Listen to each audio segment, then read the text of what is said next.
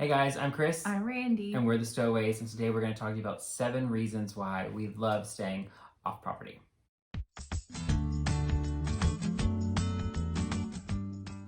Welcome to our channel. We are a Disney family that loves going to Disney World no matter where we're staying, and a lot of times we end up staying off property. So we wanted to share with you some of the reasons why we like staying off property and what some of those benefits are. So people are sometimes shocked when they find out how often we go to Disney because it can be expensive. However, staying off property saves you money. It really does. We've gone to Disney World a lot, and staying off property has allowed us to go more because we're both in education, so we don't make a ton of money. And being able to stay off property, the rooms are way cheaper. So if you're trying to stay on property at Walt Disney World, for a value room, you're paying around $150 to $200 a night, maybe a little more than $200 if you're staying at one of the value pluses like Pop Century or Art of Animation. And if you're staying off property, there are literally hundreds of resorts in Orlando and Bay Lake area that will allow you to stay for much less. So I just looked for Thanksgiving this year, which is when our next trip is, and at the Wyndham in Bonnet Creek, it's $149 a night, and Pop Century is like $220.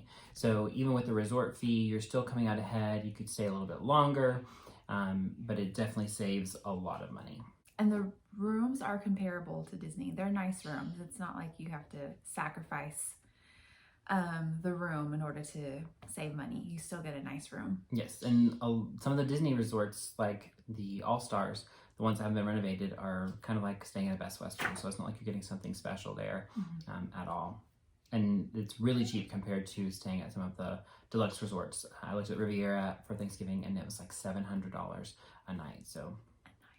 So the second reason why we like staying off property is because a lot of times we can get bigger rooms and suites for cheaper or for the same amount of money. It's really nice to be able to have a suite with 2 little kids, to be able to put them in a separate room from you and help them go to sleep so that you don't necessarily have to go to bed at the same time as them. And that's really expensive to find if you're staying on property. But there's a couple of hotels that we frequent that we usually try to get a suite for, and it's nice to have that extra room. If you tend to save a value at Disney, it's about 260 square feet in the room. The moderates are about 300 square feet, and then the deluxes go about 350 to 450 for just your regular hotel room, none of the villas or 2-bedroom type things. With the suite, we will sometimes stay at Homewood Suites, which has a full kitchen, just kind of like some of your villas. It does have, like she said, does have the extra room, and it really does feel a lot bigger than whenever you're staying on Disney property. So if you're a family that needs something that's bigger, then definitely check out suites or check out some of the villas that are in the area. There are like hundreds of timeshare companies that are in the Orlando area, and all of them have villas with full kitchens and suites. So if you're a bigger family, definitely do that. And a lot of people that we know also, if they're taking their whole family, will rent houses for the week, and that will allow them to, stay for a lot longer and have a ton of room for their everybody that's in their party. Yeah, we took our family and my parents and sister and her niece, so there were 8 total people, and we had a 2-bedroom, and it had a full kitchen, a living room, 2 bedrooms, 2 or 3 full bathrooms, and it was really cheap for the entire week. Yeah. And a washer and dryer inside of it. And it was really close to Animal Kingdom, so it wasn't like it was far from the parks, but it was pretty close.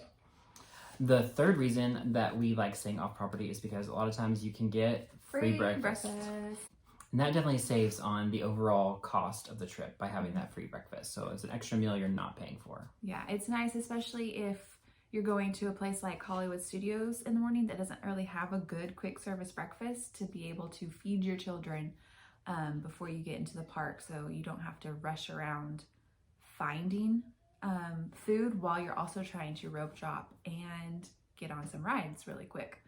So it's a nice plus. And the breakfast may get old after a couple of days, but they're still free. And there's some places that have a really nice breakfast, like where we stayed at Christmas.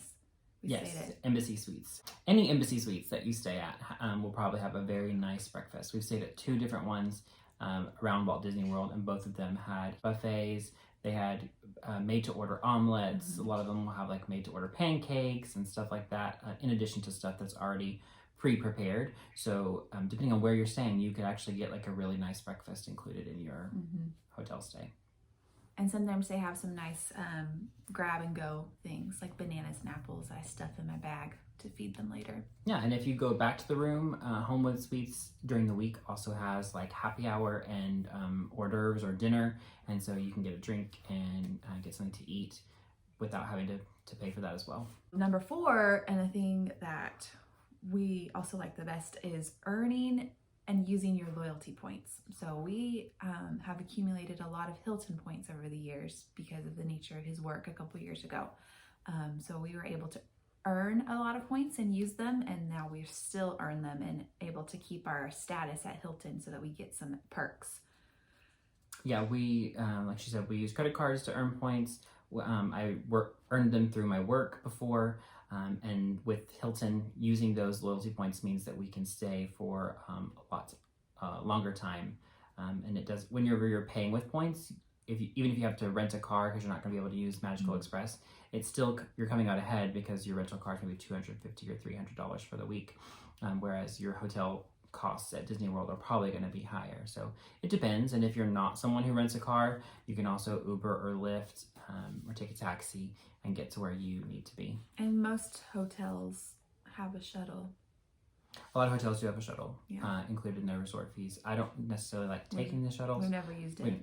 But that's always an option. It's there if that's what you want to do. If you want to save some money. We prefer driving to the parks pretty much everywhere except for Magic Kingdom, just because of the having to go to the transportation and ticket center first.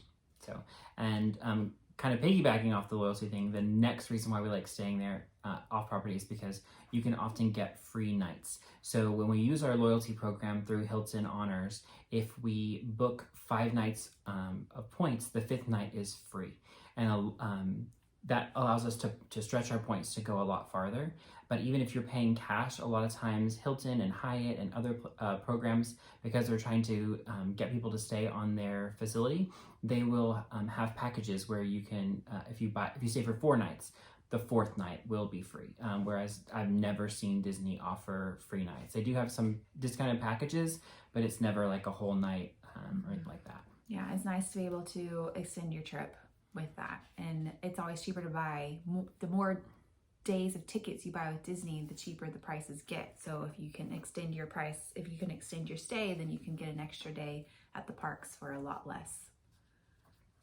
And then the last reason that we like to stay off property is because you don't have to rely on Disney transportation. It is nice and it's one of the perks of staying on property, but it's also great to not have to rely on it, because there have been times when we've waited at a bus stop for 30 plus minutes with 2 sleeping children, or had to wait through 3 or 4 buses because we closed the park down and 2 children sleeping in our hands. So being able to just get in your car and leave is convenient.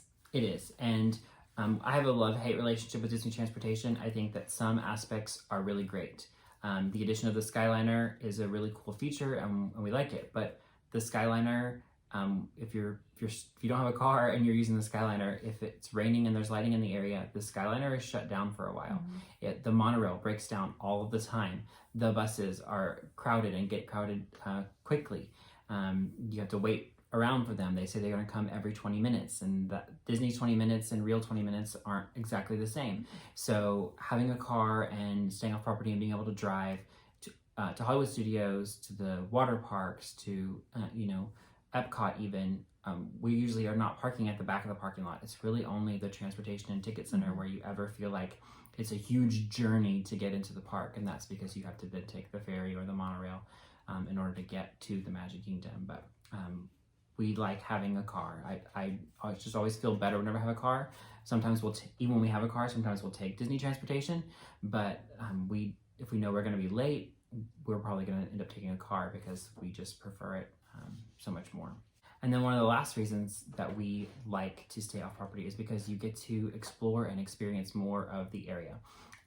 A lot of people love staying inside the Disney bubble exclusively, but Orlando is a big city and there are a lot of things to do there. So if you are someone who wants to see what else is available, having your own car or having a hotel that's near other things can help you experience those things more. So We tend to go to the outlets a lot. We go to the Disney outlet store, and I'm sure when the kids are older and they can do more stuff at Universal, we'll probably split our time between Disney and Universal. So staying off property means it's just easier to get to both things. Yeah, and there are more restaurants outside of the Disney bubble. We love going to certain restaurants. I love getting pizza from Giordano's because I can't get it here where we live. We have a restaurant that was from our college town that they have a franchise in the Orlando area. It's kind of a jaunt. It's like 30 minutes away, so we usually do it on our arrival day.